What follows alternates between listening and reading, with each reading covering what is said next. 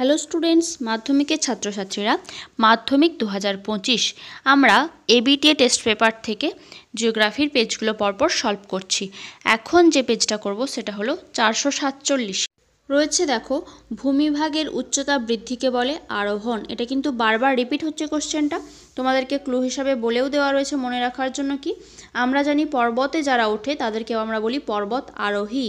আরোহী থেকে আরোহণ, অর্থাৎ পর্বতের উচ্চতা বৃদ্ধি পায় উঁচু, তাহলে ভূমিভাগের উচ্চতা বৃদ্ধি পেলে তাকে আমরা বলবো আরোহণ। ওকে, নেক্সট আমরা আসছি। দেখো, অনেকগুলি কড়ি একসাথে মিলিত হলে তাকে বলে পিরামিড চূড়া। নেক্সট রয়েছে মৌতিক মেঘ দেখা যায় স্ট্র্যাটোস্ফিয়ার স্তরে। এই প্রসঙ্গে তোমাদেরকে বলি, প্রতিটা পেজে বা প্রতিটা কোশ্চেনেই তোমরা বায়ুমণ্ডলের স্তরবিন্যাস থেকে মিনিমাম 2 থেকে 3 নম্বর পাবেই। তাই বায়ুমণ্ডলের স্তরবিন্যাস থেকে যাবতীয় কোশ্চেনের আনসার, এমনকি শর্ট কোশ্চেন থেকে বড় কোশ্চেন ইজিলি খুব সুন্দরভাবে সঠিক দেওয়ার জন্য স্তরবিন্যাসের ওপর সুন্দর করে তোমাদেরকে ইজি কৌশলে ট্রিক্সের মাধ্যমে কিভাবে মনে রাখবে একটা ক্লাস করে দেওয়া আছে। সেটা করলে আশা করি তোমাদের এখান থেকে কোনো কোশ্চেনই আটকাবে না। ওকে, চাইলে দেখে নিতে পারো, ডেসক্রিপশন বক্সে লিঙ্কটা দিয়ে রাখবো। নেক্সট আমরা দেখছি পরের কোশ্চেন, দিনে কোনো নির্দিষ্ট স্থানে জোয়ার হয় 2 বার, 3 বার, 4 বার না 6 বার? আমরা জানি 2 বার। নেক্সট রয়েছে শৈবাল সাগর দেখা যায় আটলান্টিক মহাসাগরে। নেক্সট, আর্সেনিক একটি বিষাক্ত বর্জ্য। নেক্সট রয়েছে দুন কথার অর্থ হলো উপত্যকা। নেক্সট দেখো, 9 দাগে রয়েছে ভারতের নবীনতম রাজ্য হলো তেলেঙ্গানা। তারপর এই কোশ্চেনগুলো কিন্তু রিপিট হচ্ছে। তারপর রয়েছে দক্ষিণ ভারতের সর্বোচ্চ শৃঙ্গটি হলো আনাইমুদি। ভারতের কেন্দ্রীয় গম গবেষণাগারটি অবস্থিত কোথায়? পুসাতে। এগুলো সব রিপিট হচ্ছে কোশ্চেন, পুরানো কোশ্চেন, আগের পেজগুলোতেই সব পেয়েছো। নেক্সট রয়েছে শিল্পদানব বলা হয় পেট্রো রসায়ন শিল্পকে। নেক্সট, ভারতের বৃহত্তম খনিজ তেল শোধনাগার হলো জামনগর।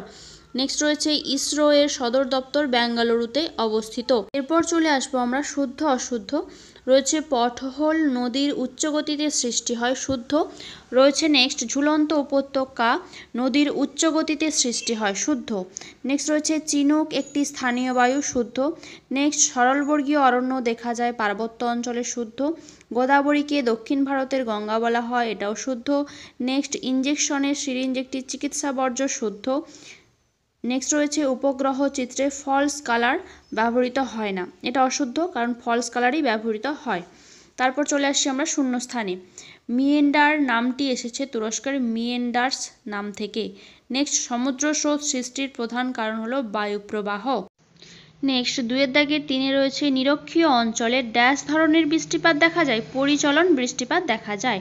নেক্সট, উষ্ণ ও শীতল স্রোতের প্রভাবে ড্যাশ সৃষ্টি হয়, কুয়াশা ও ঝড়ঝঞ্ঝা সৃষ্টি হয়। নেক্সট রয়েছে হ্রদের তলদেশ ভরাট হওয়াকে বলা হয় ভার্ব, ভয়াকার বয়ের এফ। নেক্সট রয়েছে ভূতাপ শক্তি একটি অপ্রচলিত শক্তির উদাহরণ। নেক্সট রয়েছে ভারতের জনসংখ্যা ড্যাশ জন পার বর্গ কিমি, মানে প্রতি বর্গ কিমিতে কতজন? 382 জন। ওকে, এরপর দেখো, 2-1 শব্দে উত্তর দাও। নদী ষষ্ঠ ঘাতের সূত্রটি কে প্রদান করেছিলেন? W Hopkins. নেক্সট, ক্ষুব্ধমণ্ডল বায়ুমণ্ডলের কোন স্তরকে বলা হয়? ট্রপোস্ফিয়ার স্তরকে বলা হয়, কারণ এখানে ঝড় ঝঞ্ঝা সমস্ত প্রাকৃতিক বিপর্যয়গুলো বায়ুমণ্ডলে ঘটে। এই উত্তরও তোমরা সেই স্তরবিন্যাস ক্লাসটা দেখলে ইজিলি করে নিতে পারবে। নেক্সট আসছে, দেখো, একটি শীতল স্রোতের নাম লেখো। শীতল স্রোত ক্যানারি স্রোত হতে পারে।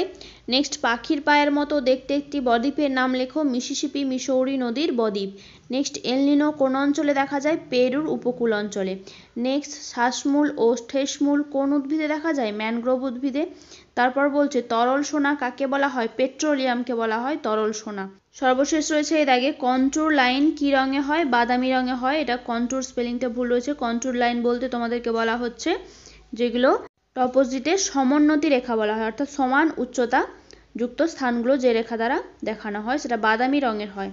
নেক্সট আসছে, দেখো, স্তম্ভ মেলানো কালো হিরে বলা হয় কয়লাকে। দুন হলো একটা উপত্যকা। নেক্সট, হেমাটাইট কয়লা। Silicon valley Bengaluru. ওকে, এখন এই পর্যন্তই। খুব তাড়াতাড়ি আমরা পরের পেজটা সলভ করে নেব।